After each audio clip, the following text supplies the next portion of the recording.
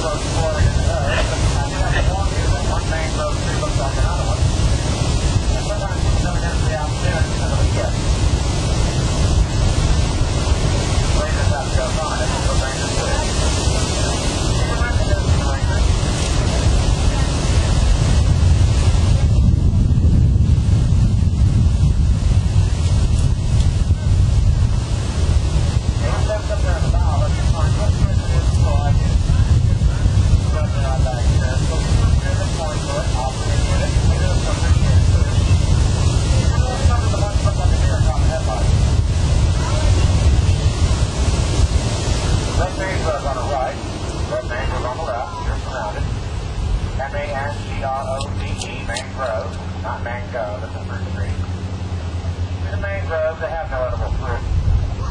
But they can do something most trees can't do. They grow in salt water. That would kill most trees. 9 out of 10 of these islands are inundated by salt water twice a day. They're not above sea level, elevation 0. So 9 out of 10 of the trees we'll see will be the red mangrove. In other words, if you don't like mangrove, it's going to be a long trip. 2/3 of the roots are above ground. You have the aerial roots coming down from the higher branches, like on the left. And then you have the prop roots coming out from the trunk. They hold the trees up, they hold the island together. They trap and hold the mud, silt, leaves, and debris that flow through the island from the tides. They gradually build up the elevation to a small degree. In many cases, they are the island. The water's over 3 feet deep on the high tide. The red mangrove cannot take root, so they cannot close off these rivers and bays. Staying going to do the best at saltwater where they have no competition. Also live for brackish. They're able to compete in fresh water, but like me, they can't take the cold.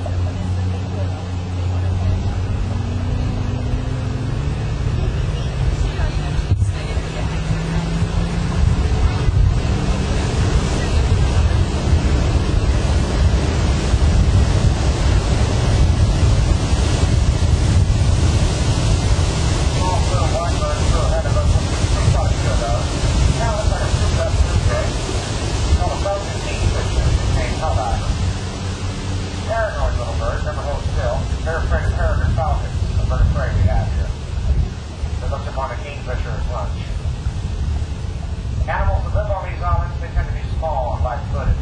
Bambi would have a bad day. Raccoon and bobcat, they tend to be the biggest, but we also have possum. Quite rare black mangrove squirrels. We have marsh rats, we have cotton rats, we have a lot of rats. We have 27 kinds of snake here, but only one of them can hurt you. That's the cottonmouth. The heavier animals, deer, bear, hog, and panther are the other 2 parts of the place. Around pressure water, higher ground. Because every mammal native to North America knows how to swim, and so for some bat, some people. Even the armadillo swims. All snakes swim. There's no such thing as a snake that cannot swim. Unless there's something wrong with them.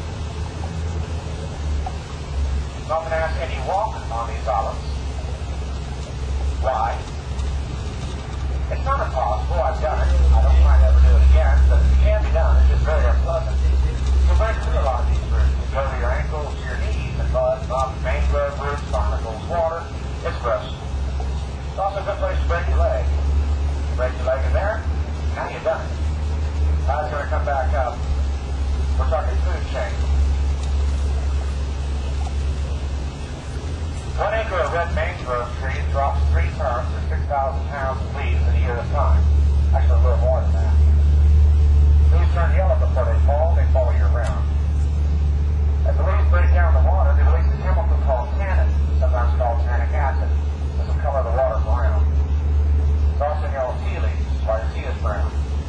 why you can't see bottom if the water's over a foot deep, and why we have the saying here, if you see bottom, you're aground. That means the bottom of the boat has come in contact with the bottom of the river. They call that floating aground. I call it a career move. This next turn is a little bit nuts, so I'll be quiet for a moment. You may find this a relief.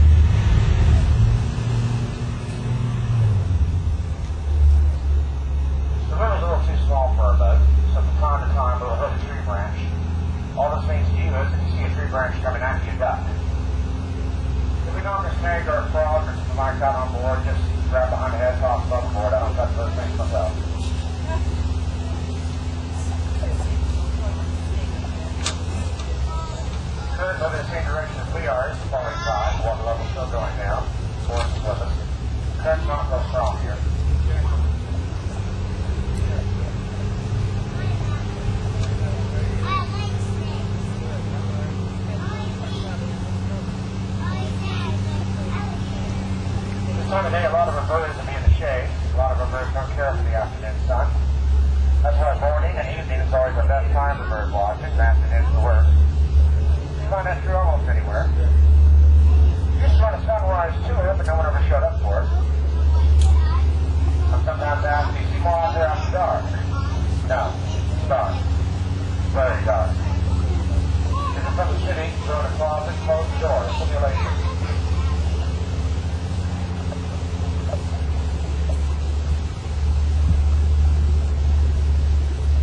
Now, people have lived here for well over 3,000 years. The first people living in this area that we know of were called the Calusa, C-A-L-U-S-A. Unusually tall for a North American native. Average male stood around 6 feet. They got around in canoes, dugouts. Unlike most of your North American natives, they didn't live with the land, they lived with the water. A lot like the Polynesians. They did no farming, they did very little hunting. The primary diet was shellfish, conch, clam, and oysters especially, all of which are very common here. And they ate the rest of the seafood, the fish, the crabs, turtles, manatees. The one area here that was smorgasbord, you could never go hungry, but it's flat. Southwest Florida is flat, F-L-A-T. You may have noticed this. Flat means no high ground. That would be an overpass. Flat means no deep water. That would be a valley. We don't have valleys, for the same reason we don't have hills. We're flat. Low tide, you walk across the river. High tide, the river goes across the island. So the Calusa found an island that had fresh water, which 1 out of 20 here do, springs. They would elevate that island by using their garbage. Their garbage was shells. The byproduct their favorite food. Canoe load after canoe load of conch, clam, and mostly oyster shells were piled up on the island by hand. So eventually they made a mound of shells. They call these shell mounds. There are 250 up and down the southwest Florida coast. The largest and oldest are off the coast of Fort Myers, north of here. They are Cabbage Key, Mound Key, and Yusupa. Each of those mounds is around 30 feet tall, over 200 acres of shell. That's called a shell. There's a large one south here near a place called Everglades City. It's where Highway 29 stops. It's called Chokoloskee, but it's got a bunch of houses on it now. It's 20 feet high and 147 acres of shell. At one time, the Calusa lived in Tampa, Key West, and they numbered over 250,000. The shell mounds also served as a shelter in time of hurricane and a burial ground as well.